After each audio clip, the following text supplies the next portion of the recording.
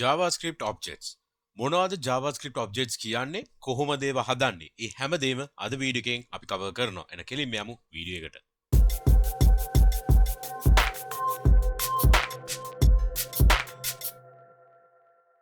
අයිබන් මගේ front end යාළුවෝ හැමෝටම ඔබ මේක තුල සිටින්නේ MCodes Frontend YouTube channel එකට. channel එකට අලුත් නම් subscribe කරලා MCodes family එකට එකතු වෙන්න. හරි. අද අපි කතා කරන්න යන්නේ JavaScript Objects ගැන. මොකද්ද මේ JavaScript Objects කියන්නේ? අපි කෙලින්ම demo එකට යමු. එතන ඔයගලන්ට ලේසියෙන් මේක අල්ලගන්න පුළුවන්. හරි. එහෙනම් අපි HTML page එකේ මම script එක call කරලා තිනවා මේ විදියට. මම නම් කෙලින්ම script එකට යන්න. හරි. අපි හිතමු example එකක්. මේ ඔබ්ජෙක්ට් එකක් කියන්නේ මොකද? යම් කිසි දෙයක්. එක දෙයක්. ඔබ්ජෙක්ට් එකක්. හරිද? එතකොට අපි ඔබ්ජෙක්ට් එකක් අපි එහෙනම් ක්‍රියේට් කරමු. හරිද? JavaScript වලින්. අපි කොහොමද ක්‍රියේට් කරන්නේ? let කියලා අපි ලියමු ඔබ්ජෙක්ට් එකක්. හරිද? අපි employee කියලා ඔබ්ජෙක්ට් එකක් ගමු. මෙතන plural නෙමෙයි දාන්නේ. හරිද? plural නෙමෙයි කියන්නේ අපිට ඕන එකක් ලියන්න පුළුවන්. නමුත් අපි ඔබ්ජෙක්ට් කියන එකේ තේරුම තමයි තනි ඔබ්ජෙක්ට් එකකට තියෙන properties අපි ලියනවා ඔබ්ජෙක්ට් එකක් විදිහට. ඒ ඔබ්ජෙක්ට් එකේ තියෙන්නේ key value pair එකක් විදිහට. හරිද? උදාහරණයකට කිව්වොත් අපි හිතමු employees ලා ගොඩක් ඉන්නවා. ඒක employee කෙනෙක් එක ඔබ්ජෙක්ට් එකක් විදිහට අපි ලියනවා. හරිද? යම් කිසි තාක් දුරකට ඔයගලන්ට මේ කියපු එක තේරෙන්නේ නැතිනේ. හරි. මම මේක මුලින්ම save කරලා run කරන්න. run කරලා එකක් මුකුත් නැහැ. console log එකක් දාන්නම්. මම මේ ලියපු ටික employee. හරිද? empty object එකක්. මේ දැක්කද? empty එක. මම මේ click කරපුවාම prototype object. හරි. මේක object එකක්. මුකුත් ප්‍රශ්නයක් නැහැ. මේකේ මුකුත්ම නැහැ. content මුකුත් නැහැ. හරිද? දැන් මම මේකට දාන්නම් පළවෙනි එක. first name කියලා දාන්නම්කෝ. මේ පළවෙනි employee ගේ විස්තරය තමයි මම මේ ලියන්න යන්නේ. පළවෙනි කියන්නේ ඒක employee කෙනෙක්ගේ විස්තරය. මම දාන්නම් first name එක නිමල් කියලා. හරිද? මේක ලියන්නේ key value pair එකක් විදිහට. මේ තමයි key එක. මේ තියෙන්නේ එයාට අදාළ value එක. ඒක separate වෙන්නේ colon එකකින්. නැතුව මේ equal එකක් නෙමෙයි දාන්නේ. හරිද?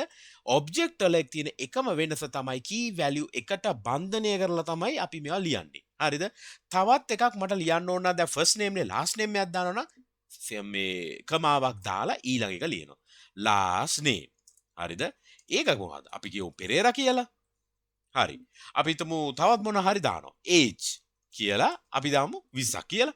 හරි. දැන් නිමල් පෙරේරා මේ නිමල් එකයි පෙරේරා එකයි දෙකම string. එතකොට int number එකක් තමයි age එකට දාලා තියෙන්නේ. හරි. මම මේක save කරන්න. save කරපුවාම ඕගොල්ලන්ට බලා ගන්න පුළුවන් මෙතන first name එක, last name එක, age එක මේ විදිහට තියෙනවා. හරිද? එතකොට මේ ටික අඩංගු employee object එක කියලා තමයි මේකට කියන්නේ. employee object එක. හරිද? දැන් ඔයගලන්ට පැහැදිලි වෙන්නේ නැති මොකද්ද මේ object එකක් කියලා කියන්නේ. right. දැන් එහෙනම් අපි මේ වගේ වැඩක් කරමු. අපිට console log කරගන්න ඕන මෙයාගේ first name එක. employee ගේ. කොහොමද ඒක කරන්නේ?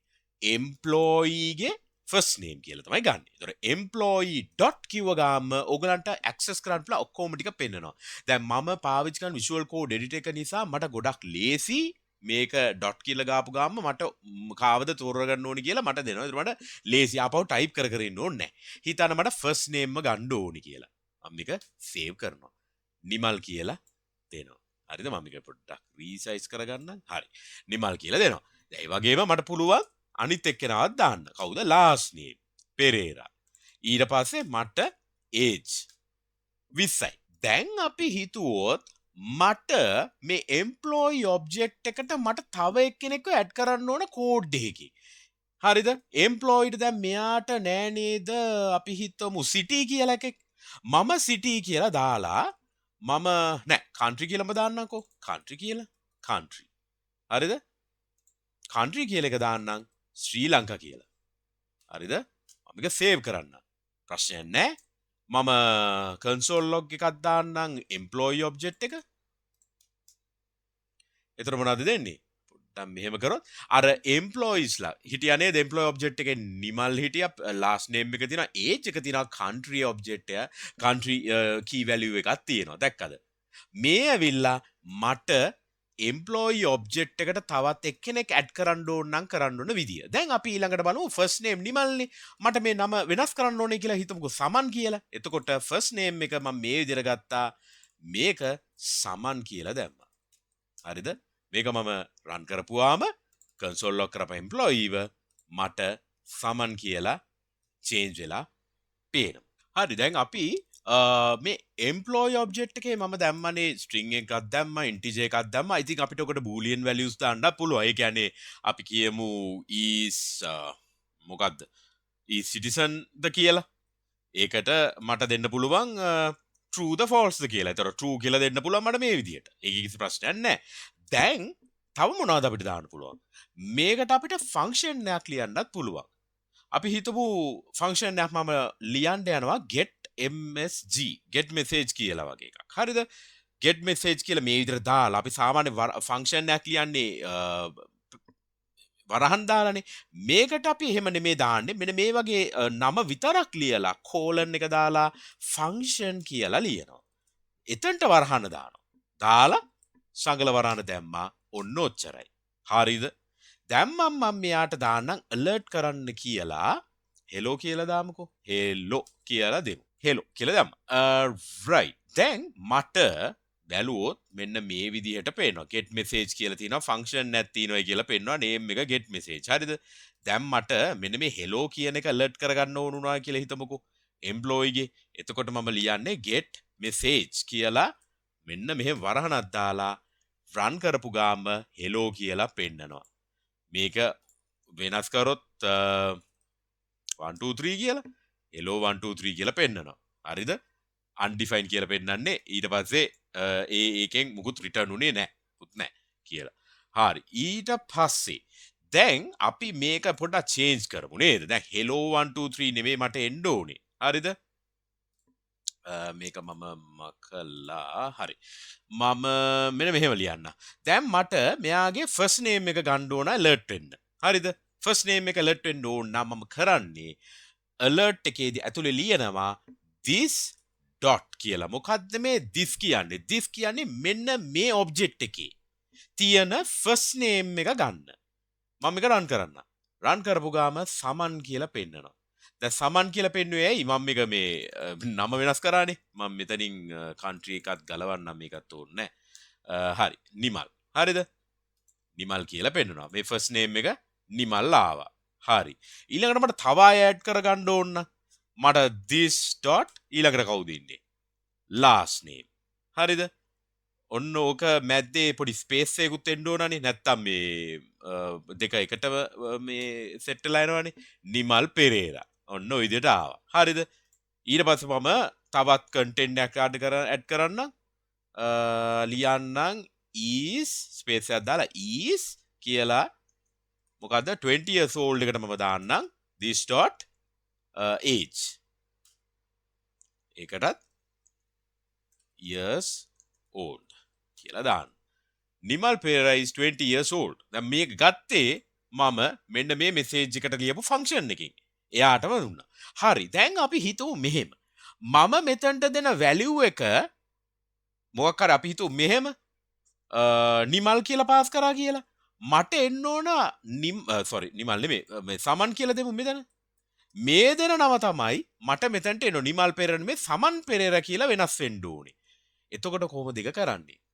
ඒක කරන්නේ මෙයාට පැරාමීටර් එකක් තමයි පාස් කරලා තියෙන්නේ message එකට. ඒක මෙතනට දානවා. P1 කියලා අපි දාමුකෝ. ඕන නමක් දෙන්න පුළුවන්. ඕගොල්ලන්ට කැමති ඕන නමක් මෙතනට දෙන්න. මම දැනට නිකන් P1 කියලා ලිව්වා. ඒක කිසි ප්‍රශ්නයක් නැහැ. මෙතනට දානවා P1 කියලා. හරිද? මම මේක save කරනවා. save කරපුවාම සමන් පෙරේරා is 20 years old. දැන් මේ සමන් උනේ කොහොමද? මම මෙතන දෙන නමක්. හරි? මෙතනට මම සමන් 1 නිකන් මොකද්ද? සමන් 1 2 3 කියලා දාන්න. ඔය විදිහට දාන්න. දැක්කද? එතකොට මම මේ පැරාමීටර් එකට දෙන වැලියු එක මෙන්න මේ ඔබ්ජෙක්ට් එකේ තිබ්බ ෆන්ක්ෂන් එකකින් alert කරලා දුන්නා. මම මෙතන තමයි get message එකට මට ඕන කරන එක දැම්මේ. හරි. අපි දැන් තව දෙයක් කරමු. අපි කලින් කරා නේද first name කියලා employee object එකේ අපිට මොකද්ද නිමල් කියලා අපිට පෙන්නුවේ. අපි ඒක ඒ විදිහටම ගමුකෝ අපහු. දැන් මෙතන ඇත්තටම මම කරේ first name කියන එක එකට එකතු කරලා දැම්මනේ. හිතන්නකෝ අපිට එහෙමත් කරන්න බැරි අවස්ථාවක් එනවා කියලා. අපි තු මේ දෙන්න වචන දෙකක් වෙනම එන්න ඕනි කියලා. ඒ කියන්නේ මෙහෙම. දැන් මම මෙතන යන මේ විදිහට දැනට මේ එක්සැම්පල් එකක් හරි. මෙහෙම ෆස්ට් නේම් තියෙනවා මට මෙහෙම කරන්න ඕනේ. ෆස්ට් නේම් එක මම M codes කියලා දාන්නම්කෝ. ඩබල් කෝට්ස් ඇතුලේ M codes. දැන් මෙතන ෆස්ට් නේම් කියලා අපිට මේ විදිහට ලියන්න බෑනේ. මොකද මේ error එකක් දෙනවානේ. දැන් මම මේක run කරොත් මේ name කියලා එකක් වෙනවා. මේ name කියලා කියන්නේ මේ දෙන්න එකට ඉන්න ඕනේ. ඒතර අපි කරන්නේ එක සිංගල් කෝට් එකක් හෝ ඩබල් කෝට්ස් එකක්. අපි මේ සිංගල් කෝට් ඇතුලේ දාන්නත් පුළුවන්. එහෙම නැත්නම් මට මෙයාව ඩබල් කෝට්ස් ඇතුලේ ලියන්නත් පුළුවන්. හරිද? ඒකේ ප්‍රශ්නයක් නැහැ. මම සිංගල් කෝට් එකක්ම දාන්න. හරිද? දැන් සිංගල් කෝට් එකක් දාපු වෙලාවට මම මෙයාව කොහොමද ගේන්නේ? දැන් මේ ෆස්ට් නේම් කියලා එකට තිබ්බ හින්දා හරි ප්‍රශ්නයක් නැහැ. හැබැයි මෙයාව කොහොමද පෙන්වන්නේ? මම මෙහෙම කරන්නද? මෙහෙම කරපු ගාම වැඩේ වැරදෙනවා නේද? එහෙනම් මේ වගේ ලාවට කොහොමද කරන්න ඕනේ? එතකොට ඩොට් එක නෙමෙයි දාන්නේ. එතකොට කොටු අරහන දාන්නේ. කොටු අරහන දාලා ඒ දෙන්නව ඩබල් කෝට්ස් එකෙන් සරවුන්ඩ් කරනවා. හරිද? රන් කරොත් M codes කියලා පෙන්නනවා. දැක්කද? මේ වැලියු එක තමයි දුන්නේ. හරි. M codes කියලා පෙන්නනවා. ඒ කියන්නේ මට මේ වගේ වෙලාවක් ආවොත් හදිස්සියේදීවත් සාමාන්‍යයෙන්ම ලියන්නේ නැහැ. නමුත් අපි හැමදේම දැනගන්න එක වටිනවනේ. ඒක තමයි වටින්නේ. ඉතින් එහෙම වුණොත් ඒ වෙලාවට අපි මේ විදිහට තමයි කෝල් කරන්නේ. employee dot නෙමෙයි එතකොට වරහන කොටු වරහන දාලා ඩබල් කෝට්ස් ඇතුලේ තමයි අපි ඒ key එක කියන්නේ. මේ key value එහෙමනේ යන්නේ. key colon value. ඒ පෙයා එකේ අපි key එක මේ විදිහට තමයි දාන්නේ. දැන් අපි මෙයාව කමෙන්ට් කරමු. හරි. දැන් අපි මෙහෙම වැඩක් කරමු. දැන් අපි object එකක් හැදුවනේ employee කියලා. ඒකේ keys තියෙනවා first name මේ විදිහට last name age ඔය විදිහ ඔක්කොම keys නේ. එතකොට මේ for loop එකක් දාලා මේ employee object එකේ තියෙන ඔක්කොම keys ටික මට console log කරලා ගන්න විදිහ මම දැන් කියලා දෙන්න. කොහොමද for loop එකකට object එකේ තියෙන elements ටික පෙන්වන්නේ කියලා. හරිද? එහෙනම් අපි ඒකට යමු. හරි. ඒකට අපි දාන්නේ for loop එකක් දාන්නේ. ඒ ඔක්කොම එකින් එක යන්න කියලා. row by row keys ටික. හරිද? එතකොට අපි for loop එකට දාන්නේ මොනවද? let key. key කියන්නේ මට ඕන නමක්. හරිද? මට ඒකට කැමති ඕන දෙයක් දාන්න පුළුවන්. 1 2 3 වගේ දෙන්න පුළුවන්. in employee object එකේ. කැමති එකක්. මට මේකට key කියලා දාන්නේ සාමාන්‍ය key value කියලානේ යන්නේ. ඒ හින්දා මම මේකට නමක් දැම්මා key කියලා. එතකොට සංගල වරාන දාලා අපි console log කරමු key එක කියලා ගමුකෝ. ඔන්න ඕක දාලා රන් කරපුවාම ඔයගලන්ට පේනවා first name මෙන්න මේ විදිහට last name age ඔක්කොම පෙන්නනවා. හරිද? ඒක key එක. ඒ කියන්නේ මේ employee object එකේ තියෙන ඔක්කොම ඒවා ටික key එක විතරක් display කරා. ඉතින් මට value එකත් ඒ ගාම පෙන්වන්න ඕන නම් මට කරන්න තියෙන්නේ මෙච්චරයි. මම plus එකක් දාලා employee object එකේ දැන් අර මම මෙතන කරා වගේ වරහන දැම්මේ. ඒ වගේම මම මෙතනත් කරන්න. කොටු වරහන දාලා key කියන එක යවන්න. හරිද? ඔච්චරයි. දාපු ගාම ඔයගලන්ට පේනවා. මම පොඩි ස්පේස් එකක් දෙන්නම් ඒ අතරමැද්දේ. එතකොට හොඳට පේනවනේ. ස්පේස් එකයි ප්ලස් එකයි දැම්මා. හරි. දැන් ඔයගලන්ට පේනවා first name එක නිමල්. මෙන්න මේක M codes, last name Perera. ඔන්න. මේ මම මොකද කරේ? for loop එකක් පාවිච්චි කරා හදපු object එකේ. හරිද? මේ විදිහට තමයි දාන්නේ. ආපහු කියන්න.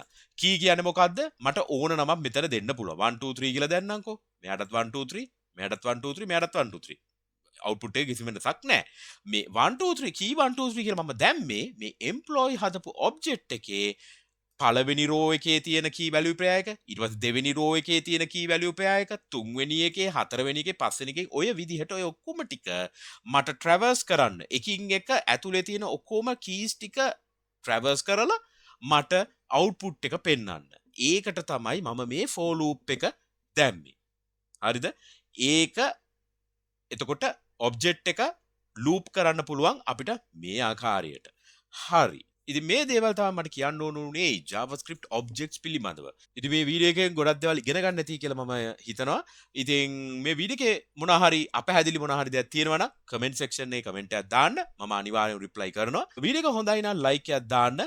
එහෙනම් channel එක අලුත් නම් subscribe කරන්න. ඒ වගේම මගේ ගොඩක් playlist තියෙනවා. CSS, JavaScript, full page build ගොඩක් දේවල් තියෙනවා. description box එකේ මම දාන්නම් ඒ ඔක්කොම playlist ටික. ඒවත් බලන්න. එහෙනම් ඊළඟ වීඩියෝ එක හම්බ වෙනකන් හැමදෙනාටම ජය වේවා. cheers අපි ගියා.